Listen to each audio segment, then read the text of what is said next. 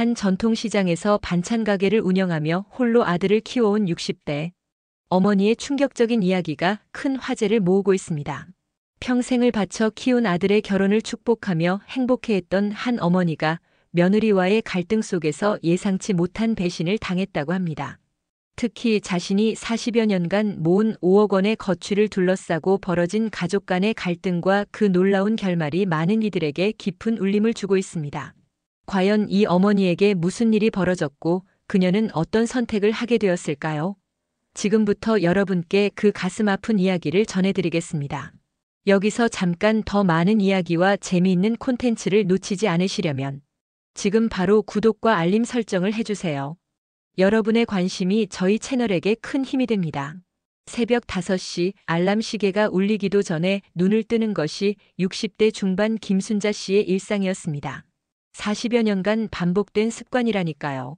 남편 없이 혼자 아들을 키우며 살아온 세월이 그녀의 몸에 새겨놓은 시간표였죠. 오늘도 또 하루가 시작되는구나. 작은 투룸 아파트에서 홀로 일어나 창문을 열면 차가운 새벽 공기가 얼굴을 스쳤습니다. 18평 남짓한 이 작은 집이 그녀가 아들 민수와 함께 살아온 보금자리였어요. 민수는 이미 35살의 나이로 독립해서 혼자 살고 있었지만 아직 결혼은 하지 않았죠. 순자 씨는 간단히 세수를 마치고 시장으로 향했습니다.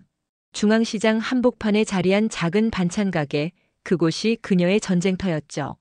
20여 년 전부터 운영해온 이 작은 가게로 아들을 대학까지 보냈고 지금은 대기업 과장으로 키웠습니다. 어머니, 오늘도 일찍 나오셨네요.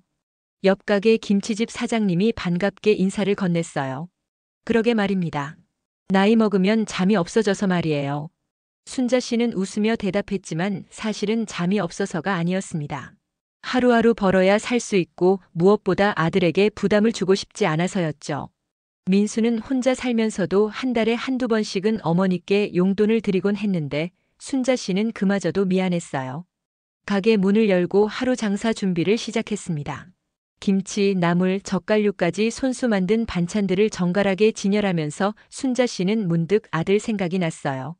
민수 어렸을 때는 매일 이 가게에서 숙제하고 놀았는데 그때만 해도 민수는 어머니 곁을 떠나지 않으려 했습니다. 초등학교 때부터 고등학교 때까지 학교가 끝나면 곧장 어머니 가게로 와서 뒷자리에 앉아 숙제를 했죠. 가끔 심심하면 엄마 나도 도와줄까?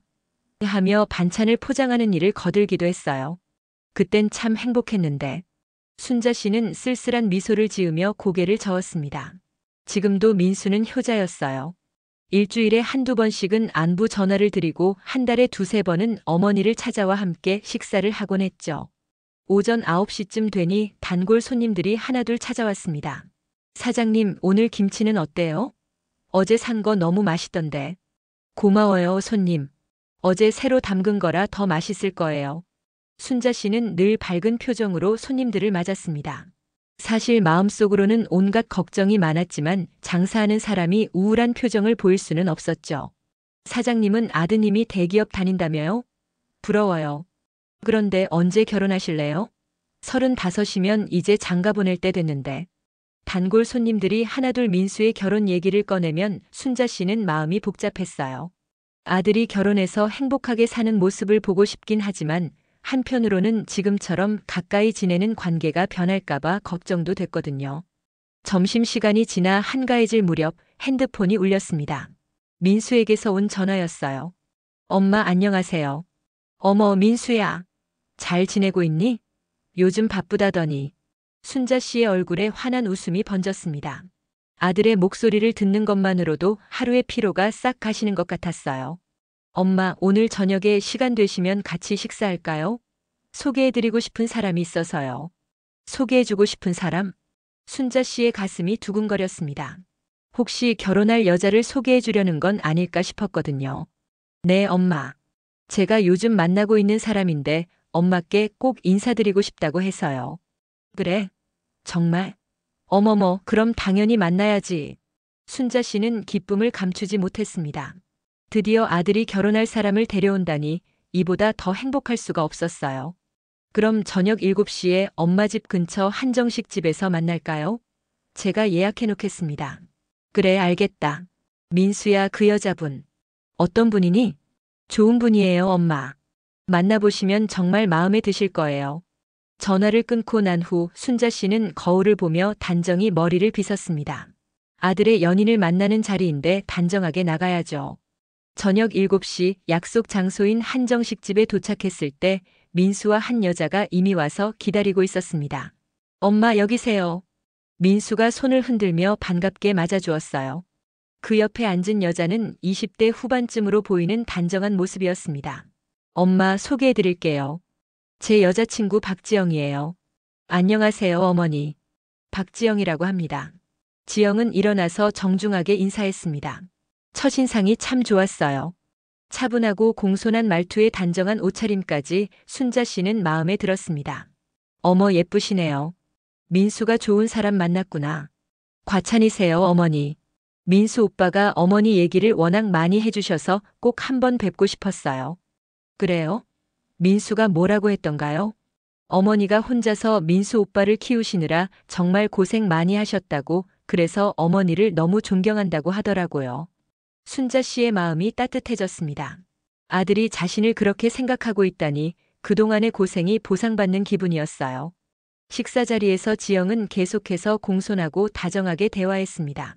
어머니의 건강을 걱정하고 가게 일이 힘들지 않으시냐며 세심하게 물어보기도 했죠. 어머니, 반찬 가게 운영하시는 게 정말 대단하세요. 저는 요리도 잘 못하는데. 그런 거야 배우면 돼. 결혼하면 남편 챙기는 재미가 쏠쏠하더라고. 네, 어머니께 많이 배워야겠어요. 순자 씨는 지영의 겸손한 태도가 마음에 들었어요. 요즘 젊은 여자들은 대부분 요리하는 걸 귀찮아하는데 지영은 배우려는 의지가 있어 보였거든요. 엄마, 지영이가 정말 좋은 사람이죠? 저 정말 행복해요. 민수가 지영의 손을 잡으며 말했습니다. 두 사람이 서로를 아끼는 마음이 눈에 보였어요. 그럼 좋은 사람이야. 민수도 이제 나이가 나이인데 빨리 결혼 생각해봐라. 사실 그 얘기를 드리려고 했어요, 엄마. 민수가 조금 긴장한 표정으로 말했습니다.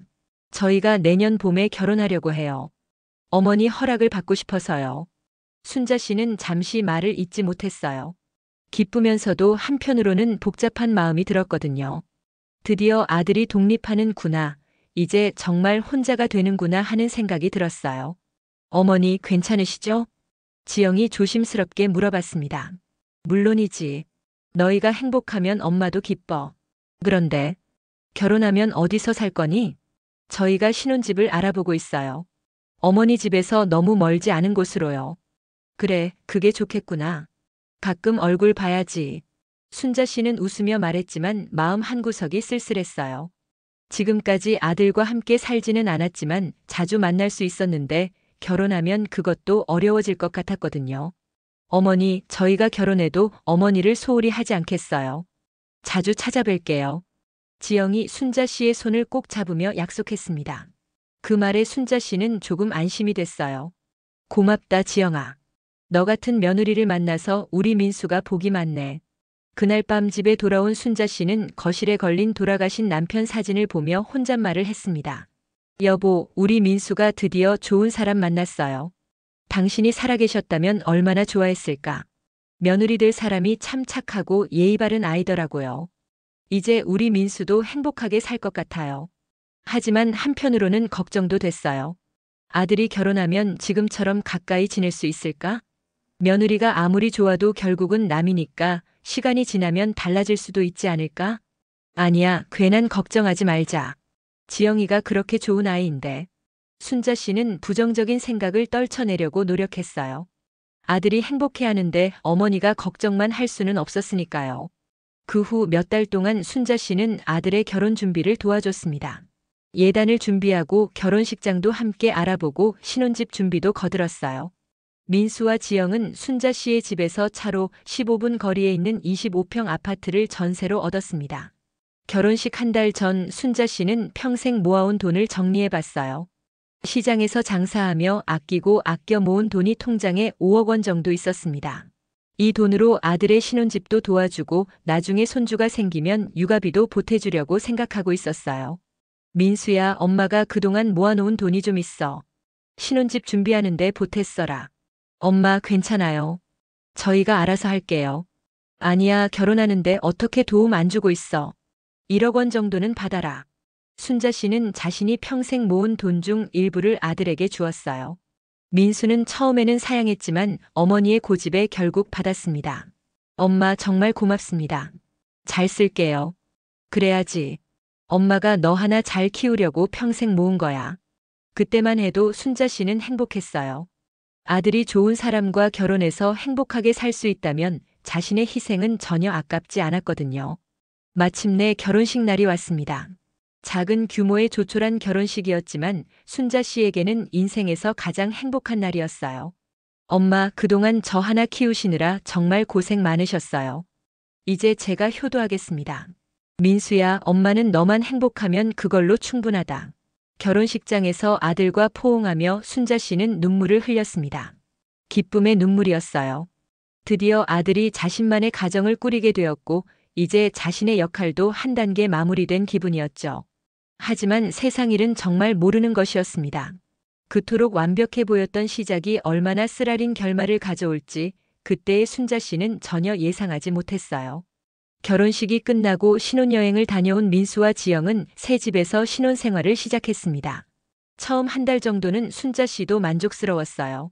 민수는 여전히 일주일에 한두 번씩 안부 전화를 드렸고 지영도 가끔 전화를 받아 정중하게 인사를 했거든요.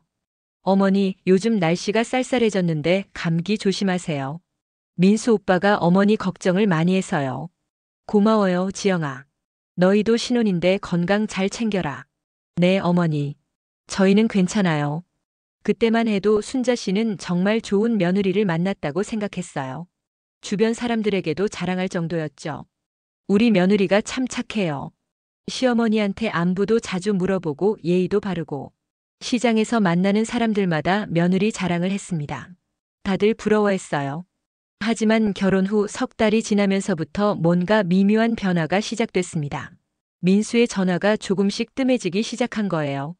일주일에 한두 번이던 것이 열흘에 한 번, 그 다음엔 2주일에 한 번으로 줄어들었어요. 민수야, 요즘 어떻게 지내니? 엄마가 전화하기 전까지 연락도 없고. 엄마 죄송해요.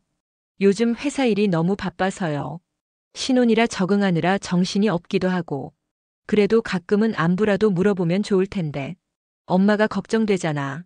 네, 알겠어요. 앞으로는 더 자주 연락드릴게요. 하지만 민수의 약속은 지켜지지 않았습니다. 오히려 시간이 갈수록 연락은 더 뜸해졌어요. 순자 씨가 먼저 전화를 걸어야 겨우 통화할 수 있었죠. 더 이상한 건 지영의 태도 변화였습니다. 결혼 전에는 그렇게 공손하고 다정했던 지영이 점점 차가워지기 시작했어요. 지영아, 민수 있니? 아, 어머니. 민수 오빠는 아직 퇴근 안 했어요. 요즘 야근이 많다고 하던데요. 목소리에서 예전의 따뜻함을 찾을 수 없었어요. 딱딱하고 사무적인 어조였습니다. 그래. 그럼 들어오면 엄마한테 전화하라고 전해줘. 네, 전해드릴게요. 지영아, 너희 잘 지내고 있지? 뭐 필요한 거 없고? 저희는 괜찮아요. 어머니도 건강 조심하세요. 예전 같으면 어머니, 저희가 찾아뵐게요. 또는 어머니 뵙고 싶어요. 같은 말을 했을 텐데, 이제는 그런 말이 전혀 없었어요. 대화도 금방 끝나려고 했고요. 순자 씨는 뭔가 이상한 기분이 들었지만 신혼 초라 바쁘겠지 하며 넘어가려고 했습니다. 결혼 후 5개월쯤 지났을 때 순자 씨는 아들 생일을 맞아 미역국을 끓여 가져다 주려고 했어요. 민수야, 오늘 내 생일인데 엄마가 미역국 끓여서 갈게. 몇 시에 가면 될까? 엄마, 오늘은 지영이가 이미 준비해놨어요. 친구들하고도 약속이 있고요. 그래? 그럼 언제 시간 날 때 가져다 줄게. 엄마, 괜찮아요. 저희가 알아서 할게요. 멀리서 오시기도 힘드실 텐데. 순자 씨는 서운했어요. 차로 15분밖에 안 되는 거리를 멀다고 하다니. 예전에는 민수가 생일이면 꼭 어머니와 함께 보내려고 했는데 말이에요. 그럼 내일이라도. 엄마 정말 괜찮아요. 지영이가 잘 차려줘서요. 전화를 끊고 나서 순자 씨는 허탈했어요. 아들 생일에 어머니가 해준 음식을 먹는 게 뭐 그렇게 어려운 일인가 싶었거든요. 그 뒤로도 비슷한 일들이 계속 이어졌습니다. 순자 씨가 뭔가 해주려고 하면 지영이가 해놨어요. 또는 괜찮다며 정중하게 거절당했어요. 더 충격적인 일은 민수의 승진 소식을 남에게서 먼저 들었을 때였습니다. 순자야 축하해. 민수가 부장으로 승진했다며? 대단하네. 그 같은 시장 상인인 영숙이가 신문을 들고 와서 말했어요. 회사 소식란에 민수의 승진 소식이 실린 것을 본 거였죠. 승진? 민수가 부장으로? 순자 씨는 깜짝 놀랐습니다. 아들의 승진 소식을 시장에서 남의 입을 통해 듣다니. 이런 중요한 일을 왜 자신에게는 말하지 않았을까요? 어머, 순자야 몰랐어? 며칠 전에 승진 발표 났다던데. 그게. 순자 씨는 말문이 막혔어요. 아들이 부장으로 승진한 걸 어머니가 모르고 있다니 이게 말이 되나요? 집에 돌아와 곧장 민수에게 전화를 걸었습니다. 민수야, 부장으로 승진했다면서. 축하한다. 근데 왜 엄마한테는 말 안 했니? 그게. 엄마 죄송해요.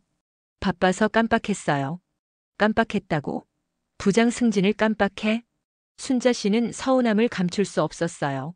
아무리 바빠도 이런 좋은 소식을 어머니에게 안 알릴 수가 있나요? 정말 죄송해요, 엄마. 새로운 업무 인수인계 받느라 정말 바빴어요. 그래도 엄마가 얼마나 기뻐할 줄 알면서 남들이 다 아는 걸 엄마만 모르고 있으면 돼? 다음부터는 꼭 먼저 알려드릴게요. 하지만 순자 씨는 아들의 말이 진심인지 의심스러웠어요. 예전에 민수라면 승진 소식을 가장 먼저 어머니에게 알렸을 텐데 말이죠. 그럼 승진 축하한다고 맛있는 거라도 사줄게. 언제 시간 되니? 엄마, 요즘 정말 바빠요. 부장이 되니까 업무가 늘어서. 나중에 시간 되면 연락드릴게요. 나중에. 언제? 곧 연락드릴게요. 하지만 그 곧은 오지 않았습니다. 한 달이 지나도 민수는 승진 축하 식사 약속을 잡지 않았어요. 그 즈음 순자 씨는 더 큰 충격을 받게 됩니다. 지영이 임신했다는 소식을 또 다른 사람을 통해 들은 것이었어요. 순자야, 손주 생긴다며? 축하해. 시장에서 만난 단골 손님이 축하 인사를 건넸어요. 예? 손주요? 응, 며느리가 임신했다고 하던데. 몇 개월 됐다던가. 순자 씨는 그 자리에서 얼어붙었습니다. 손주가 생긴다는 소식을 남에게서 먼저 듣다니. 이게 말이 되나요? 황급히 민수에게 전화를 걸었습니다. 민수야, 지영이가 임신했다는 게 정말이니? 엄마, 그게. 민수의 목소리가 머뭇거렸어요. 왜 이런 중요한 일을 엄마한테는 말 안 했니? 손주가 생기는 건데. 엄마 죄송해요. 아직 초기라서. 안정적이지 않아서 말씀드리지 않았어요. 초기라도 엄마한테는 말해야 하는 거 아니니? 남들이 다 아는 걸 엄마만 모르고 있으면 돼? 순자 씨의 목소리가 떨렸어요. 서운함과 섭섭함이 한꺼번에 몰려왔거든요. 정말 죄송해요, 엄마. 지영이가 워낙 조심스러워해서. 지영이가 조심스러워한다고. 순자 씨는 며느리 탓을 하는 아들의 말에 더욱 당황했어요. 예전 같으면 민수가 이런 식으로 말하지 않았을 텐데요. 몇 개월 됐니? 4달 정도요. 4달이나? 그럼 이미 안정기에 들어간 거잖아. 엄마 정말 죄송해요. 앞으로는 이런 일 없도록 하겠습니다. 임신 소식을 늦게 알게 된 후 순자 씨는 예비 할머니로서 손주를 위해 뭔가 준비해주고 싶었어요. 육아용품도 사고 임신부에게 좋다는 음식도 준비해서 아들 집에 가져다 주려 했죠. 민수야, 엄마가 지영이 몸에 좋은 음식 좀 해서 갈게. 언제가 좋을까? 엄마, 요즘 지영이가 입덧이 심해서. 나중에 좀 나아지면 연락드릴게요. 그래도 엄마가 끓인 미역국이라도 먹으면 좋을 텐데. 지영이가 미역국 냄새도 못 맡겠다고 해서요. 정말 죄송해요. 그럼 다른 음식이라도. 엄마, 요즘 정말 예민해서요. 나중에 입덧 지나면 꼭 모시겠습니다. 순자 씨는 할 말을 잃었어요. 임신한 며느리를 위해 뭔가 해주고 싶은 마음뿐이었는데 그마저도 거절당하다니. 그럼 내가 시장에서 좋은 과일이라도 사다 줄까? 아니에요, 엄마. 저희가 알아서 할게요. 너무 신경 쓰지 마세요. 전화를 끊고 나서 순자 씨는 씁쓸했어요. 손주가 생긴다는 기쁜 소식인데 왜 이렇게 소외감만 느껴지는 걸까요? 시간이 흘러 지영은 무사히 아들을 낳았습니다. 순자 씨는 손주의 출산 소식도 하루 늦게 들었어요. 민수가 전화로 어제 아들을 낳았다고 알려준 거였죠. 어제? 왜 어제 바로 알려주지 않았니? 병원에서 정신없었어요, 엄마. 지영이 상태도 확인해야 하고.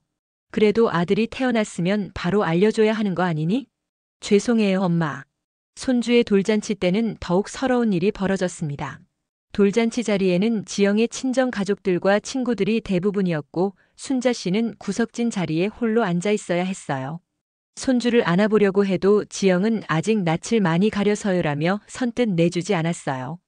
우리 손자 참 예쁘네요. 할머니가 한번 안아볼까? 아, 어머니. 애가 지금 잠들어서요. 깨면 보채거든요. 지영의 대답은 정중했지만 차갑게 느껴졌어요. 반면 지영의 어머니는 손주를 자유롭게 안고 놀아주고 있었죠. 저희 외할머니는 워낙 아이를 잘 봐주셔서 애가 좋아해요. 지영이 웃으며 말하는 걸 들으며 순자 씨는 마음이 아팠습니다. 자신도 손주를 예뻐하는 건 마찬가지인데 왜 이런 차별을 받아야 하는 걸까요? 돌잔치가 끝날 때까지 순자 씨는 손주를 제대로 안아보지도 못했어요. 사진을 찍을 때도 지영의 가족들과 함께 찍는 사진은 많았지만 순자 씨와 함께 찍은 사진은 형식적인 것 몇 장뿐이었죠. 민수야, 돌잔치 잘 마쳤구나. 우리 손자 정말 예쁘더라. 네, 엄마. 와주셔서 감사해요. 그런데 엄마가 손주를 좀 안아봐도 되는 거 아니니? 오늘 제대로 안아보지도 못했네. 아, 그게 지영이가 아직 신경 쓰느라고요.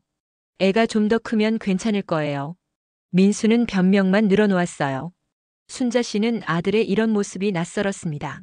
집에 돌아온 순자 씨는 돌아가신 남편의 사진을 보며 혼잣말을 했습니다. 여보, 뭔가 이상해요. 우리 민수가 예전 같지 않아요. 며느리도 처음에는 그렇게 좋았는데 완전히 다른 사람이 된 것 같아요. 저만 이상하게 생각하는 건가요?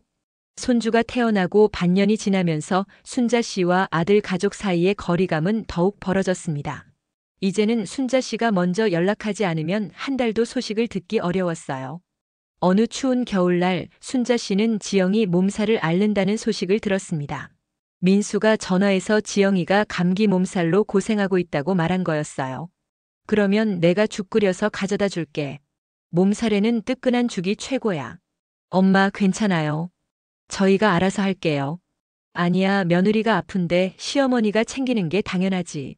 순자 씨는 이른 아침부터 닭죽을 정성스럽게 끓였습니다.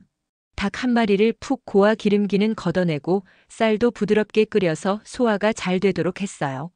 그리고 보온 용기에 담아서 아들 집으로 향했습니다. 초인종을 누르자 지영이 나왔어요. 얼굴이 좀 상기되긴 했지만 그렇게 심하게 아픈 것 같지는 않았어요. 어머니, 웬일로 오셨어요? 지영아, 몸살 앓는다고 해서 죽 끓여왔어. 뜨거울 때 먹어야 해. 순자 씨가 보온 용기를 내밀자 지영의 표정이 썩 좋지 않았어요. 아, 네. 들어오세요. 거실에 들어가니 민수는 보이지 않았어요. 민수는 어디 갔니? 회사 갔어요. 주말인데도 출근했거든요. 순자 씨가 부엌으로 가려고 하자 지영이 막아섰어요.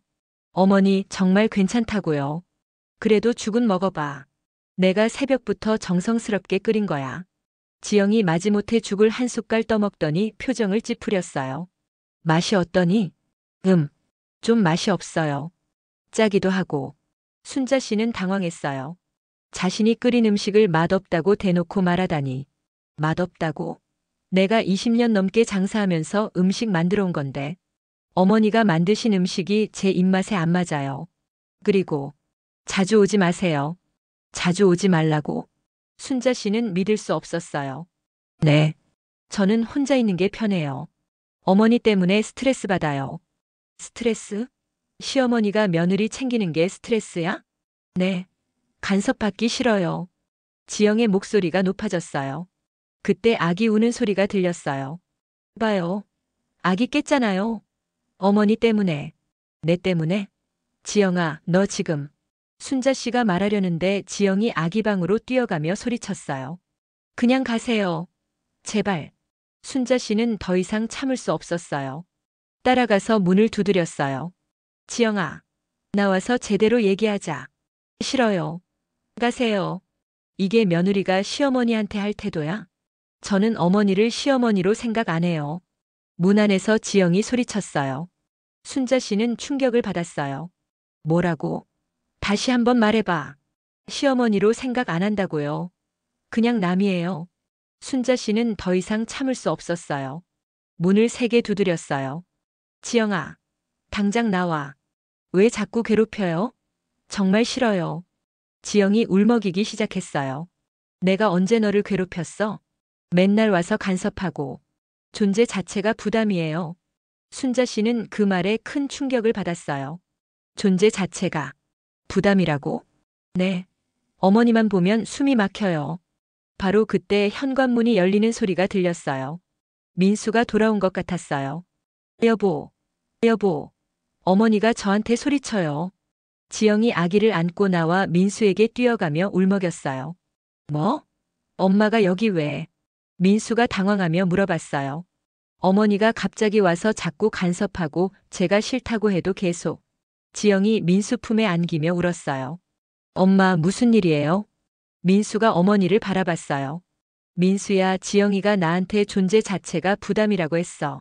어머니가 먼저 소리쳤어요. 무서웠어요. 지영이 계속 울면서 민수에게 매달렸어요. 엄마, 지영이한테 왜 소리치셨어요? 소리치긴. 지영이가 시어머니한테 자주 오지 말라고 했어. 그래도 갑자기 오시면. 민수야, 너도 지영이 편만 드는구나. 순자 씨는 서운했어요. 편을 드는 게 아니라 지영이가 요즘 육아 스트레스가 심해서. 육아 스트레스? 그게 시어머니한테 존재 자체가 부담이라고 해도 되는 이유야? 엄마, 목소리 좀 낮춰주세요. 아기가 놀라잖아요. 민수가 어머니에게 말했어요. 내가 목소리를 낮춰? 지영이가 소리치는 건 괜찮고? 지영이는 지금 많이 힘들어해요. 나는 안 힘들어? 아프다고 해서 죽 만들어 가져왔는데 이런 취급받으면. 엄마, 지영이 입장도 좀 이해해주세요. 순자 씨는 분노가 치밀어 올랐어요. 아들마저 며느리 편만 드는 것 같았거든요. 이해? 내가 뭘 이해해야 해? 지영이가 아직 적응 못했잖아요. 민수야, 너 지금 완전히 지영이 편만 들고 있어. 순자 씨의 목소리가 높아졌어요. 엄마, 편을 드는 게 아니라. 그럼 뭐야? 며느리가 시어머니한테 존재 자체가 부담이라고 해도 괜찮다는 거야? 그건 지영이가 너무 화가 나서. 화가 났다고 해도 될 말이 있고 안 될 말이 있어. 엄마도 지영이한테 소리치셨잖아요. 민수가 어머니에게 대들었어요. 소리친 게 잘못이야?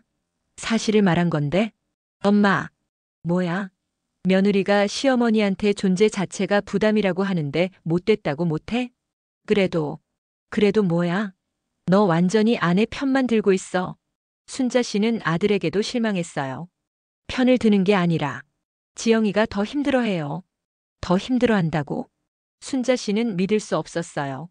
네, 엄마가 오시면 지영이가 스트레스 받는다는 뜻이에요.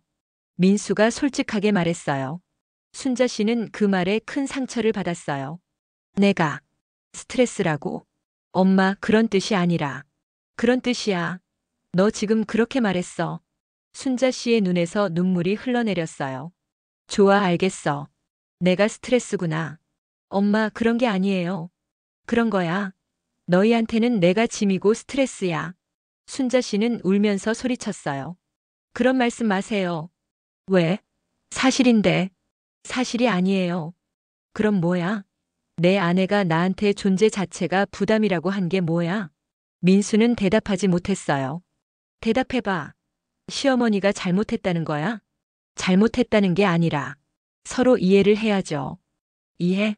내가 뭘 이해해야 해? 순자 씨는 분노가 치밀어 올랐어요. 엄마, 왜 그렇게 화를 내세요? 화를 내는 게 당연하지. 며느리한테 이런 대접 받는데. 요즘은 그런 게 아니라고요. 요즘은 뭐야? 시어머니가 무시당해도 되는 거야? 엄마, 좀 차분하게 얘기해요. 차분하게? 내가 왜 차분해야 해? 이렇게 소리치면 해결 안 돼요. 순자 씨와 민수까지 다투기 시작했어요. 해결? 뭘 해결해? 내 아내가 사과부터 해야 하는 거 아니야? 사과는 서로 해야 하는 거잖아요. 서로? 내가 뭘 잘못했다고 사과해? 지영이한테 소리치시고. 그게 잘못이야? 며느리가 시어머니한테 그렇게 나와도 괜찮다는 거야? 엄마가 먼저 화를 내셨잖아요. 민수가 어머니에게 소리쳤어요. 순자 씨는 충격을 받았어요. 아들이 자신에게 소리를 지르다니. 민수야, 너 지금 엄마한테 소리치는 거야? 엄마가 먼저 소리쳤잖아요. 내가 소리친 건 이유가 있어서야. 저도 이유가 있어요. 엄마가 지영이를 너무 몰아세워서요. 순자 씨는 아들의 말에 더욱 화가 났어요. 몰아세운다고? 며느리 교육시키는 게 몰아세우는 거야? 그런 식의 교육은 필요 없어요. 필요 없다고? 그럼 며느리가 시어머니한테 함부로 해도 돼? 지영이도 자기 의견이 있잖아요. 의견? 시어머니한테 존재 자체가 부담이라고 하는 게 의견이야? 민수는 대답하지 못했어요. 민수야, 너 정말 변했구나. 완전히. 순자 씨는 아들을 바라보며 실망감을 감추지 못했어요. 변한 게 아니에요. 변했어. 예전 같으면 이렇게 안 했어. 저도 이제 가정이 있잖아요. 가정? 그래서 엄마는 버리는 거야? 우선순위가 있잖아요. 민수가 말해버렸어요. 순자 씨는 그 말에 큰 충격을 받았어요. 우선순위? 내가 우선순위에서 밀린다는 거야? 지영이와 아기가 먼저라는 뜻이에요. 순자 씨는 더 이상 참을 수 없었어요. 아들이 자신보다 며느리를 먼저 생각한다고 대놓고 말하다니. 민수야, 너 정말 그렇게 생각해? 엄마 이해해 주세요. 이해? 뭘 이해해? 널 키운 엄마보다 며느리가 먼저라는 걸? 엄마 제발 좀 이해해 주세요. 민수도 소리쳤어요. 이해? 내가 뭘 이해해? 지영이가 더 힘들어해요. 더 힘들어한다고? 내가 스트레스라고 하면서 순자 씨의 눈에서 눈물이 흘러내렸어요. 엄마가 오시면 지영이가 스트레스 받는다는 뜻이에요. 민수가 솔직하게 말했어요. 순자 씨는 그 말에 큰 상처를 받았어요. 좋아, 알겠어. 내가 스트레스구나. 순자 씨가 아들에게 다가갔어요. 엄마. 민수야, 내 양심에 물어봐. 엄마가 그렇게 스트레스야? 엄마, 그런 뜻이 아니라. 그런 뜻이야. 너 지금 그렇게 말했어. 순자 씨는 더 이상 참을 수 없었어요. 엄마, 제발. 바로 그 순간이었어요. 철썩. 민수의 손이 어머니의 뺨을 때렸습니다. 엄마, 그만하세요. 순자 씨는 그 자리에 얼어붙었어요. 아들이 자신을 때렸어요. 뺨이 화끈거리며 아팠지만 마음이 더 아팠어요. 자신이 40년간 모든 것을 바쳐 키운 아들이 자신의 뺨을 때렸다니. 민수야, 너 지금. 순자 씨는 뺨을 만지며 믿을 수 없다는 표정으로 아들을 바라봤어요. 엄마 죄송해요. 하지만 너무 심하셨어요. 민수는 사과하면서도 변명을 했어요. 내가 심했다고. 그래서 엄마를 때린 거야? 순자 씨의 목소리가 떨렸어요. 때린 게 아니라 말리려고. 말린다고 엄마 뺨을 때려? 순자 씨의 눈에서 눈물이 쏟아졌어요. 그때 지영이 다가왔어요. 민수 오빠 괜찮아요? 응, 괜찮아. 민수가 아내를 안으며 대답했어요. 순자 씨는 그 광경을 보며 더욱 절망했어요. 자신을 때리고도 아내부터 챙기는 아들을 보니 모든 희망이 사라지는 것 같았어요. 민수야, 너 정말. 엄마, 이제 그만 가세요. 민수가 차갑게 말했어요. 가라고? 네, 오늘은 너무 많이 싸웠어요. 싸운 게 아니야. 내가 엄마를 때렸어. 엄마가 먼저 화를 내셨잖아요. 화를 낸다고 아들이 엄마를 때려도 돼? 민수는 대답하지 않았어요. 순자 씨는 아들을 바라보며 절망감에 빠졌어요. 40여 년간 모든 것을 바쳐 키운 아들이 이렇게 변할 줄은 꿈에도 몰랐어요. 민수야. 순자 씨의 목소리가 떨렸어요. 나는 이제 너를 가슴에서 지웠다. 순자 씨가 중얼거리며 집을 나섰어요. 뺨이 아직도 화끈거렸지만 마음의 상처가 더 컸어요. 집으로 돌아가는 길에 눈물이 계속 흘러내렸어요.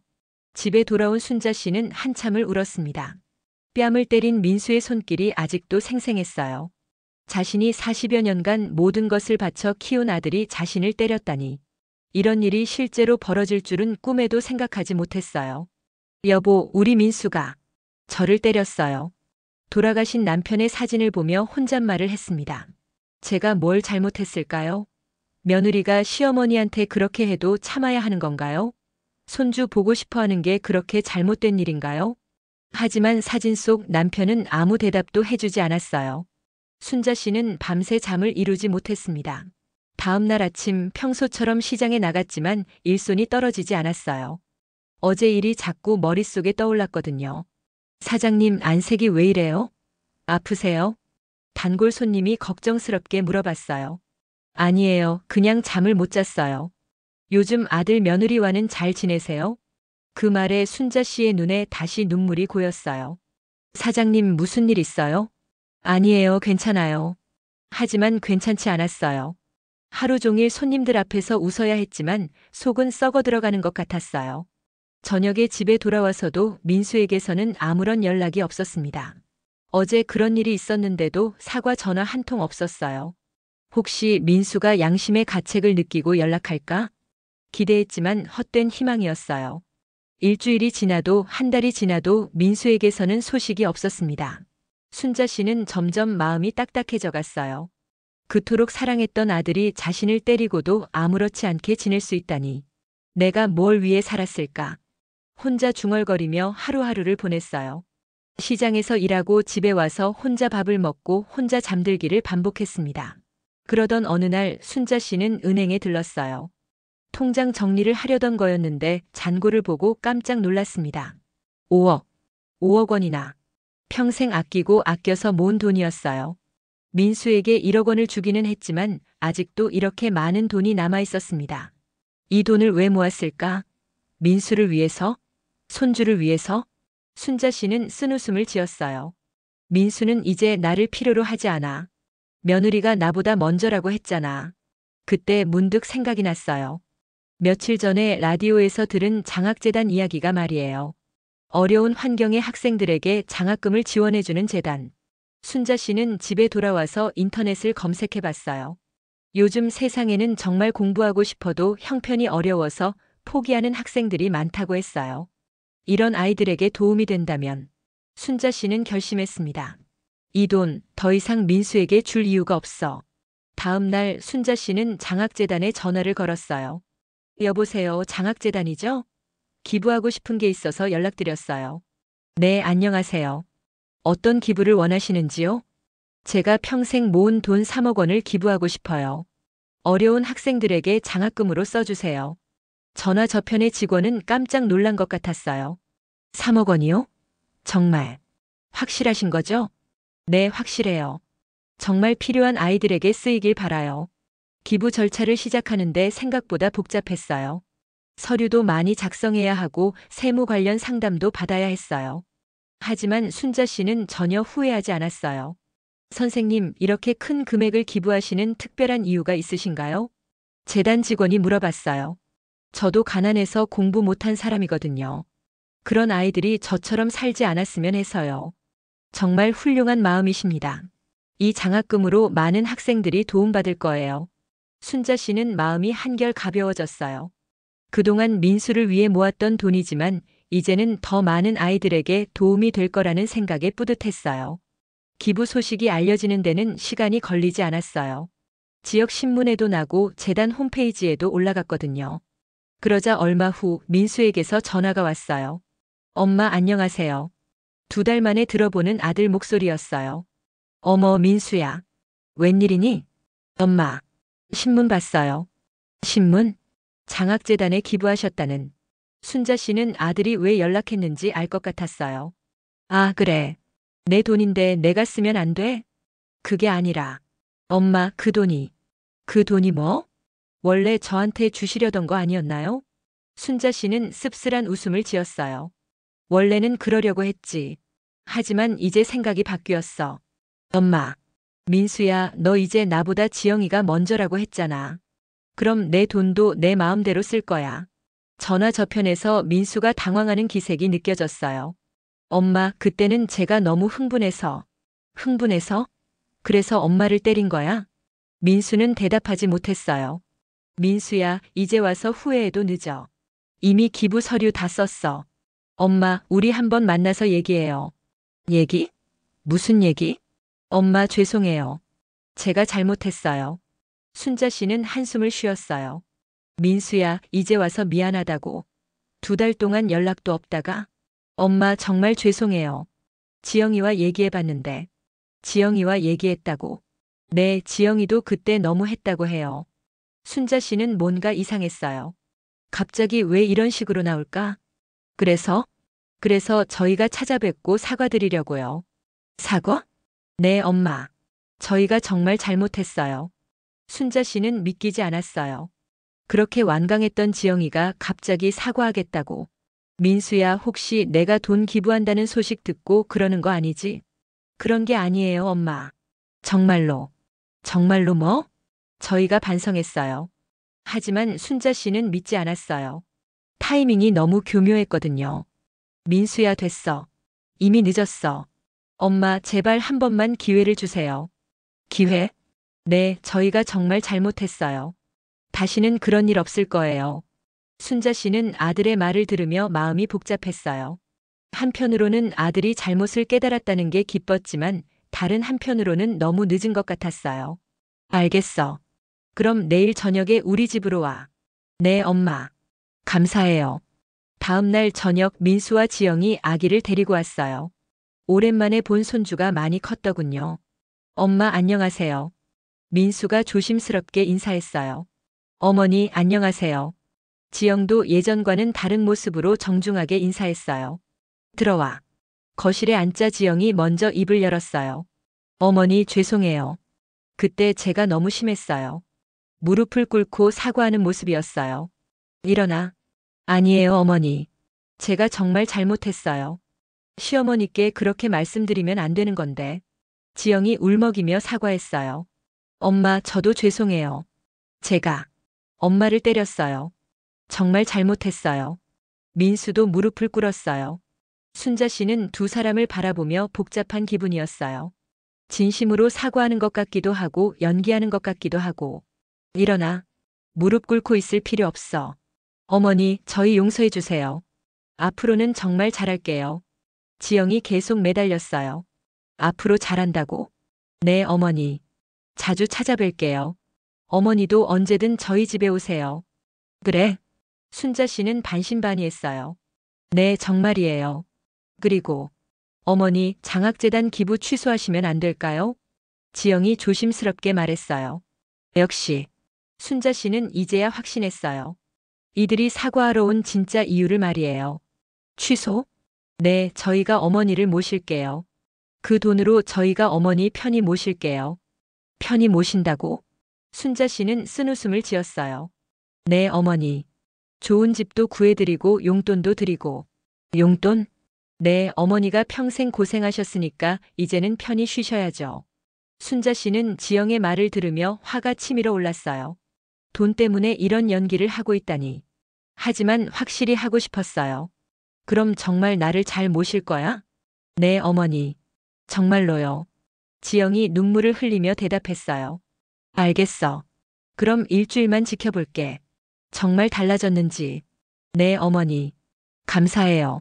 민수와 지영이 기뻐했어요. 하지만 순자 씨는 이미 마음을 정했어요. 이들의 진심을 시험해볼 작정이었거든요. 일주일 후 순자 씨는 예고 없이 아들 집을 방문했어요. 초인종을 누르자 지영이 나왔어요. 어머니? 갑자기. 아, 미안해.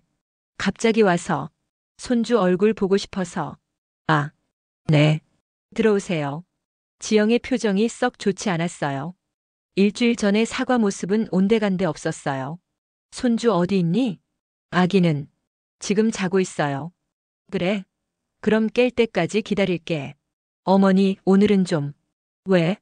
바쁘니? 그런 게 아니라 친정엄마가 오기로 했어요. 순자 씨는 이제 확신했어요. 역시 변한 게 없었어요. 그래? 그럼 나중에 올게. 집에 돌아온 순자 씨는 곧바로 핸드폰을 꺼냈어요. 그리고 지영의 문자를 확인해 봤어요. 실수로 지영이 잘못 보낸 문자가 있었거든요. 5억 받고 끝내려 했는데 안 넘어오네. 연기도 이쯤이면 먹혀야 하는 거 아냐? 지영이 친구에게 보내려던 문자를 실수로 순자 씨에게 보낸 거였어요. 순자 씨는 그 문자를 보고 확신했어요. 역시 지금까지 모든 게 연기였구나. 더 이상 망설일 이유가 없었어요. 다음 날 순자 씨는 변호사 사무실을 찾았어요. 유언장을 작성하고 싶어요. 네, 어떤 내용으로 작성하시겠습니까? 제 재산을 모두 장학재단에 기부하고 아들에게는 한 푼도 주지 않겠습니다. 아드님에게 한 푼도 안 주신다고요? 특별한 이유라도. 아들이 저를 때렸어요. 순자 씨는 뺨을 맞았던 날의 사진을 보여줬어요. 지영이 보낸 문자 내용도 프린트해서 가져왔고요. 이런 일이 아드님과 며느님이 이런 짓을 했군요. 변호사도 놀란 표정이었어요. 네, 그래서 법적으로도 완전히 배제하고 싶어요. 알겠습니다. 확실하게 작성해 드리겠습니다. 유언장 작성을 마친 순자 씨는 마음이 홀가분했어요. 그 후 몇 주가 지났어요. 민수와 지영은 가끔 안부 전화를 했지만 예전처럼 진심이 담겨 있지 않았어요. 순자 씨는 이제 새로운 삶을 시작하기로 했어요. 이제 정말 내 인생을 살자. 장학재단에서 첫 번째 감사 편지가 도착했어요. 안녕하세요, 김순자 할머니. 저는 할머니의 장학금을 받고 공부하고 있는 대학생 이민호라고 합니다. 할머니 덕분에 꿈을 포기하지 않고 계속 공부할 수 있게 되었어요. 정말 감사합니다. 순자 씨는 그 편지를 읽으며 눈물을 흘렸어요. 기쁨의 눈물이었어요. 이런 아이들을 위해 쓰인다니 정말 잘했어. 그 후로도 감사 편지들이 계속 도착했어요. 의대생, 공대생, 교육대생. 정말 다양한 학생들이 순자 씨의 도움을 받고 있었어요. 순자 씨는 복지관에서 봉사활동도 시작했어요. 할머니, 오늘도 와주셨네요. 그럼요, 이런 좋은 일 하는데 빠질 수 있나요? 독거노인들을 위한 음식 만들기 봉사였어요. 시장에서 장사하며 키운 요리 실력을 발휘할 수 있어서 보람찼어요. 할머니가 만든 음식은 정말 맛있어요. 고마워요. 많이 드세요. 봉사활동을 하면서 새로운 친구들도 사귀었어요. 비슷한 처지의 어르신들과 이야기를 나누며 위로도 받았고요. 우리 다 비슷비슷해요. 자식 키우느라 평생 고생했는데 막상 늙으니까 홀대당하고. 그러게요. 그래도 우리는 이렇게 보람 있는 일 하잖아요. 순자 씨는 이제 아침에 일어나는 게 즐거웠어요. 시장에서 장사도 하고 봉사활동도 하고 장학생들의 편지도 읽고. 민수는 가끔 전화를 했지만 예전 같지 않았어요. 엄마 안녕하세요. 잘 지내세요? 잘 지내고 있어. 엄마. 그 장학재단 기부 정말 취소 안 되나요? 안 돼. 이미 학생들한테 나갔어. 엄마. 민수야, 너는 지영이가 먼저라고 했잖아. 그럼 내 돈도 내 마음대로 쓸 거야. 민수는 더 이상 말하지 못했어요. 시간이 흘러 순자 씨의 70번째 생일이 됐어요. 민수는 연락조차 하지 않았어요. 하지만 순자 씨는 외롭지 않았어요. 장학생들이 직접 찾아와서 축하해줬거든요. 할머니 생신 축하드려요. 고마워 얘들아. 할머니 덕분에 우리가 공부할 수 있어요. 정말 감사해요. 공부 열심히 해서 좋은 사람이 되라. 네 할머니. 저희가 할머니 자랑스러운 제자가 될게요. 순자 씨는 이 아이들을 보며 뿌듯했어요. 자신의 돈이 정말 의미 있게 쓰이고 있다는 걸 느꼈거든요. 복지관에서도 생일상을 차려줬어요. 순자 언니 생일 축하해요. 고마워요 다들. 언니는 정말 훌륭한 분이에요. 장학재단에 그렇게 많은 돈을 기부하다니. 별거 아니에요. 그냥 제대로 쓰이는 곳에 쓴 거죠. 순자 씨는 이제 진짜 행복했어요. 아들에게 인정받지 못해도 며느리에게 무시당해도 이렇게 많은 사람들이 자신을 필요로 하고 고마워했어요. 여보, 이제야 진짜 제 인생을 사는 것 같아요. 그날 밤 돌아가신 남편의 사진을 보며 혼잣말을 했어요. 민수한테만 매달려 살았는데 이제는 더 많은 아이들을 도울 수 있어서 기뻐요. 제가 평생 모은 돈이 이렇게 좋은 곳에 쓰이니까 후회 없어요. 창밖으로 보이는 밤하늘의 별들이 유독 밝게 빛나고 있었어요. 순자 씨는 그 별들을 보며 미소를 지었습니다. 내일은 또 어떤 좋은 일이 기다리고 있을까? 순자 씨의 새로운 인생이 이제 막 시작된 거였어요. 지금까지 시청해 주셔서 감사합니다.